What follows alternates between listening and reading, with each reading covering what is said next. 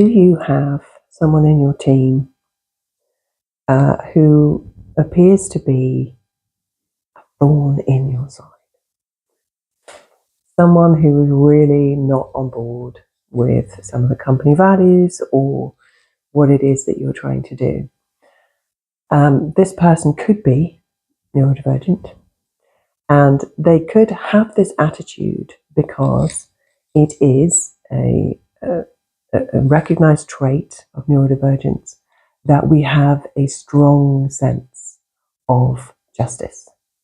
And that's why you will often find us in the military, in the police, human rights lawyers, that kind of thing. We like to advocate for the little guy. We like to stand up against things that we see are as wrong. And so if you have someone like this in your business, it can feel difficult, it can feel stressful for all concerned.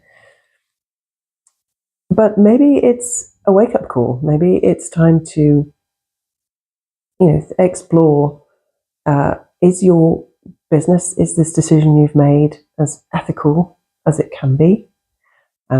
Obviously, there needs to be expediency in business. Obviously, there needs to be pragmatism. But sometimes it can be really useful to have this feedback from someone in your business. Because I think, well, this is just my personal view, but I think, capitalism has allowed some organizations, some people to kind of justify ignoring moral standards, not meeting moral standards in order to make money, to make a profit. And just an invitation really to have a conversation with whoever this critic is, because a lot of the time it could just be a mismatch of understanding.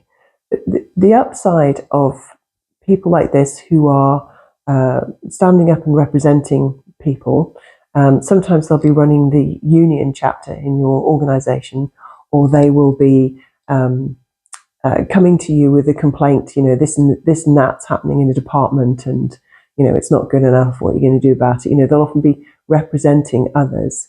There'll be some sort of grievance. But imagine if you were able to have that person being an evangelist for your business. Imagine if they took all that advocacy and all that searing sense of, what's right and wrong, and they were actually out there doing that on behalf of your business, representing your business. So it's an invitation to think about how to work with that person potentially, to come to an agreement, to come to an understanding, to maybe make some changes to ensure that your business is operating in the most ethical way possible. Because if you do that, you can turn that person from a critic into an advocate, a really passionate advocate who will go out there on your behalf to clients, to the wider world, and sing the praises of this business. There's no more convincing salesperson than someone who actually genuinely loves the product themselves. So allow yourself to feel confident as a leader, confident as a manager. And when if you're getting this feedback from a particular person, engage with them in conversation, find out what their model of the world is, how they're seeing it, and see if there's a way that you can reach a position, reach an agreement where they actually start advocating for you. Because a lot of these people, a lot of neurodivergents, me included, will end up working in HR, for instance, because they are representing the employees, but also representing the business. So it's an opportunity to discover more and potentially create really powerful advocates in your organization.